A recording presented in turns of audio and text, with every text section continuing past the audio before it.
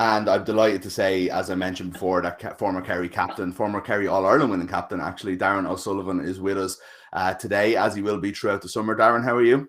Not too bad, Mick. How are things? Things are good, actually. Thanks. It wasn't the greatest weekend, I suppose, but a lot of the talk, even last night, and on some of the coverage over the weekend, has been kind of the age old, I suppose, where are we going with the weaker counties and so on and so forth. But I wonder, is a bigger story, given what we saw last year, just how much Kerry, Donegal and Mayo kind of clearly put into that game. There's no messing this year, I get the sense. There was an average of an 18-point win.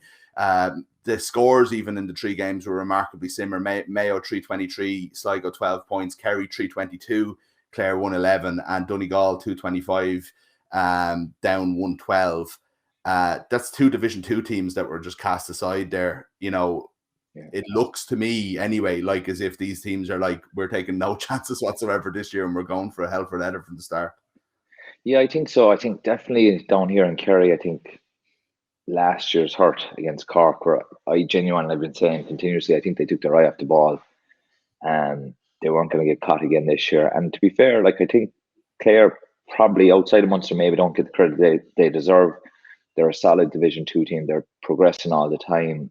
So I wasn't surprised to see Kerry as ruthless as they were. Donegal, I felt as well last year, got caught. I think they thought they'd get over Cavan. They didn't. And genuinely, they're outside of the Kerry team. Obviously, they were one of my favourite teams to watch at the moment, the last couple of years. So, your teams just know you can't take your eye off the ball at the moment. But the divide seems to be getting bigger. And for the teams, I'd say like Clare, that are progressing, this could stop that progression or even bring them backwards because there's such a delay now between when they play again. So, look, I suppose the format isn't ideal, but it's kind of been the hand we've been dealt with what's been going on the last year and a half. But it'll be interesting going forward, even next year, have these teams gone further behind the bigger counties. Yeah, absolutely. Yeah, it's funny, like with Clare, who've had good runs in the qualifiers over the years, to not have the qualifiers there this year, regardless of Munster Championships and B Championships and everything like that. The lack of qualifiers is a killer because Clare have this really good season. Everybody's very positive about them.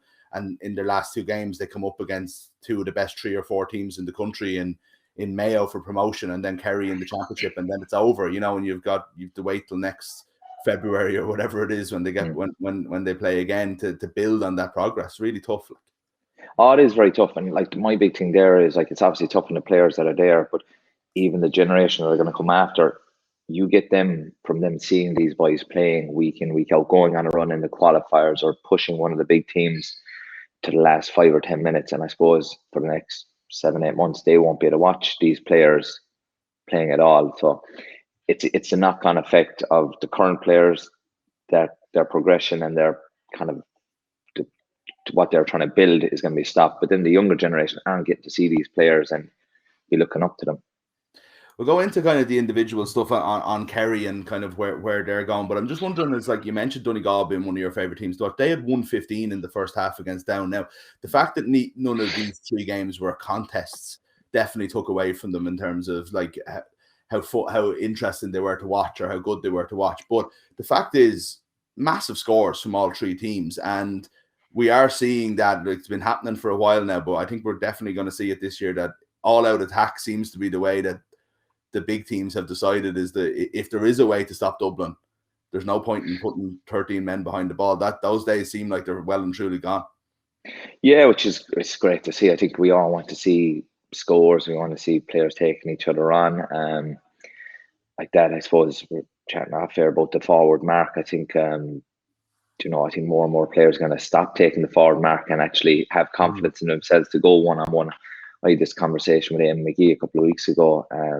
When I started, you get a ball and you could turn and face your man and go, and you had the confidence that it was one-on-one. And as I got to the middle part of my career and latter stages, you were never one-on-one. There was always another man coming to cover, even 2 men coming to cover. So that was kind of it. I suppose that's why things got a bit tighter and the scores weren't as good. But we're seeing now defenders being asked to defend, and a few of them aren't as good at defending as they are at attacking. So it's great to see. How long it'll last is another thing. But like that, I think the bigger teams as well, they probably realise our defence isn't good enough to hold the Dublin team. But our attack might be good enough to put them under pressure. So I think it's a case of, look, they've all tried this defensive thing to get over a team like Dublin. It just doesn't work. You're only drawing. It's like playing backs versus forwards. It doesn't work. And they have to come up with a new plan. So from a spectator's point of view, it's great. We'll get to see all this attacking football. But it'll be interesting coming later in the year when it does come to them crunch games. Are the managers brave enough to go, right, we're going attack versus attack? Yeah, absolutely. Yeah, we'll see how it goes. But if you can't live with an attack, I think Kerry definitely jumps to mind. You know, the forwards all brilliant, I thought, on Saturday evening. Is there a sense, now we could be jumping the gun here, but after the league and one game in the championship, is there a sense that Paddy Clifford is the missing link there between to bring all these talented players together? Because he was just fantastic at the weekend, and you know it's funny, almost the older brother coming in being the person who's actually going to make that difference. Yeah, well, I think what he does, like obviously he's a fantastic footballer. He has all the skills. I think he highlighted that with the pass for Shawnee Shea's first goal. Like not even just the pass, it was just the fact that the first instant get the head up and he saw the pass and he was able to kick it straight away. There was no look around for an easier option. There's a pass on, he drilled it straight into the chest, which is a great skill, but he works like a dog. He's out around the middle. For me, the person he's going to benefit most is Shawnee out on centre forward, because that's a hard role. You know, the way the wing forwards go, they kind of drift backwards now and back and forth. So a lot of times if you're on the 40, you're on your own. And likes of Fitzgerald Stadium, Croke Park, they're big pitches to be over and back on your own. So Paddy comes out and he is that extra player there. So all of a sudden the Kerry backs coming out can transition that bit quicker, because instead of having one person to hit who may be tired from the last run, you have two of them there. And the big thing then after that is he has all the skills to be able to link play and then finish play as well. And if they hit on something with, like, I can, there's two more kind of things that I'm interested in looking at that Kerry forward line. The makeup of them would be Paul Gainey playing in a kind of a new role, and I thought brilliant. I thought he looked like he had a new lease of life, and I know he played a few games in the league there as well. And Jim O'Connor in midfield just seems like it seems anyway. And again, it's a very early stage, but from the evidence of what we've seen, that seems like that's the partner for David Moore, and that in some ways we've been waiting for, like in terms of the yin and yang between them. Yeah, I think like Darran O'Connor is just a beautiful footballer. He just glides across the ground as well, and he's starting to get, obviously he's got a bit more experience. He's been in the panel last couple of years now. He's getting stronger every year, and he's just so athletic. I thought actually at one stage they were going to keep him wing forward for another year, and Jack Barry would be in, but obviously Jack Barry got an injury during the league. Darran O'Connor came in, and you can't move him. At the moment, you can't move him. He's just playing too well. He's so comfortable on the ball. He can travel up and down. He is the Kerry midfielder for the next 10 years, you'd imagine. And it's a great foil for someone like David to have, that he can concentrate on fielding the ball and pass it off, that he doesn't have to be the guy going up and down the field continuously, because obviously in his later years, you just can't do it. So now he has someone with great legs that's well able to do the scoring as well. So it takes the pressure off him. Would you have any worries about anything you saw over the 70 minutes?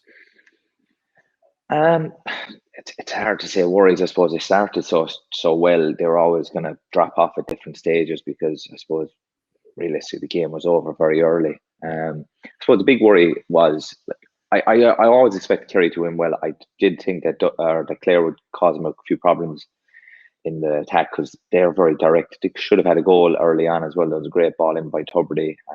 Can't remember who got the end of it, trying to punch it in, but they created a few chances. But I think that's a great thing. I wouldn't call them worries. I think it's a great thing that Peter Keane, the management, will be able to pinpoint, look, a fella got in there, or he's too open. So there are, like, not worries, but there are definitely places where they can improve. Like that Paul Murphy didn't play the weekend. He's the captain. Yeah. He's an ever present since 2014. Tyke Morley, very similar. You'd expect him to be on, didn't start. So all of a sudden they have a week or 2 weeks off. They have this week 11 AVB. You can imagine the pressure now on the 6 starting backs, that you have 2 regulars itching to get back in there. So it's probably good. It's a good thing for Kerry at the moment that all of a sudden they look like they have a bit of competition in the backs. Mike Breen from Beaufort. I played with Mike the last couple of years with Mick Kerry.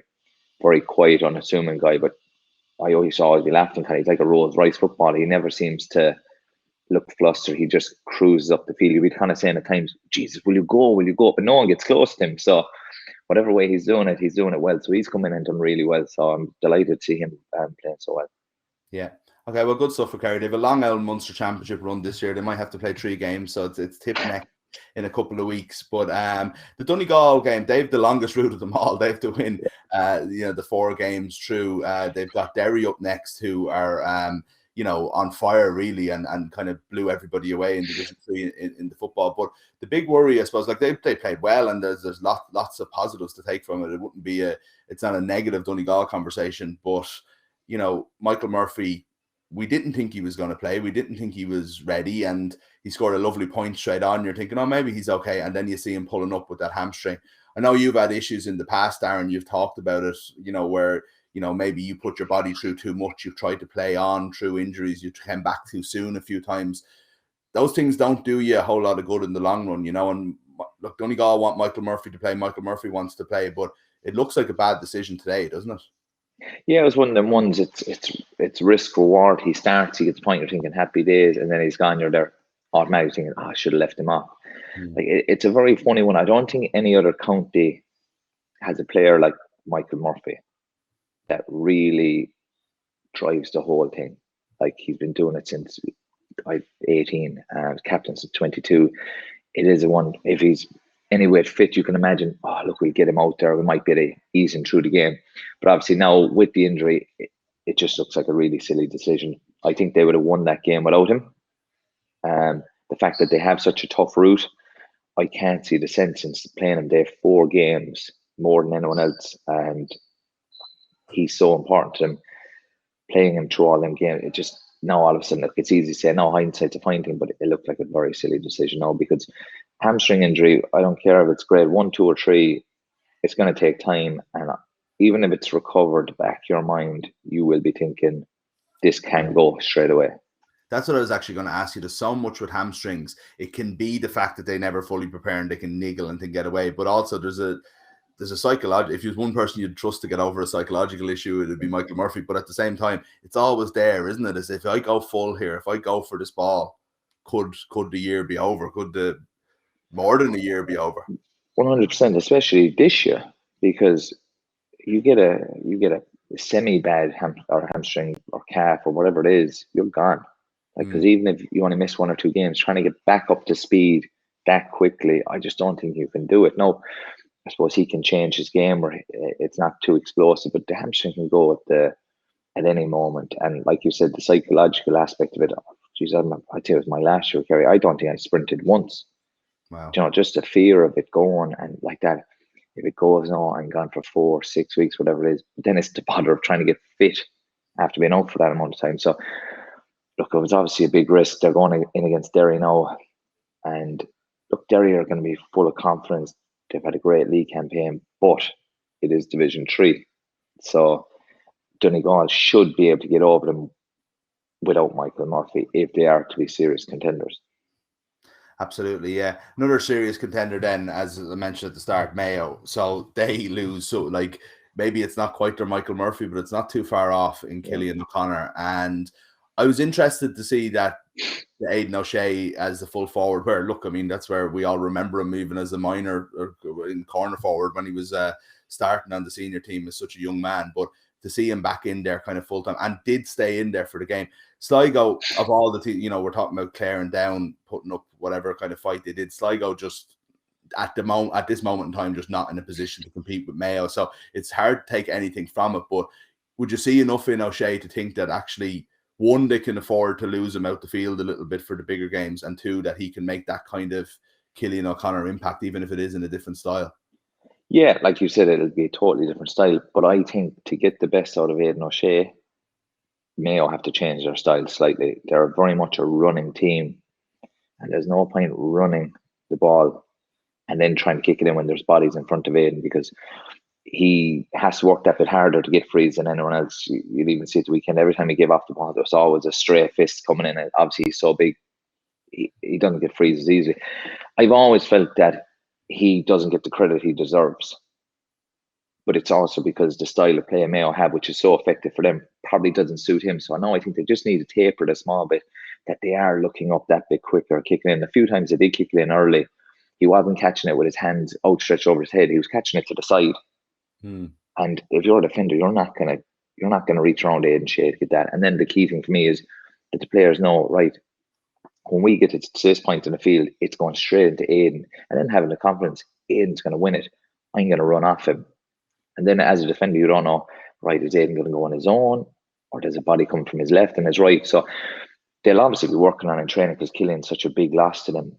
But I definitely think Aidan can have a huge say in the championship, but it's up to the Mayo players and the management to find a way of fitting in with him best. In a weird way, it's almost like he's replacing the Andy Moran role rather than the Killian O'Connor of kind of winning the ball and being there as the catalyst to either go himself or lay it off, isn't it? But that's exactly it. And even I think the most important thing for me over the weekend was he got 2-2, and it was great. And that's just important. He doesn't have to go out and try. Killian would kick 1, 7 or 8, do that every game. That's not it. But being an option and a threat as a scorer is going to be huge, because I suppose when he's out the field, he isn't a threat as much. He's kind of left with a couple of yards of space because he's not a scoring threat. Whereas inside, he's so close to goal, he's going to be so dangerous. As a defender, you don't know. If I get tight, he's too big and strong, he'll turn me. But if I stay off him, GC can chip this over, no bother.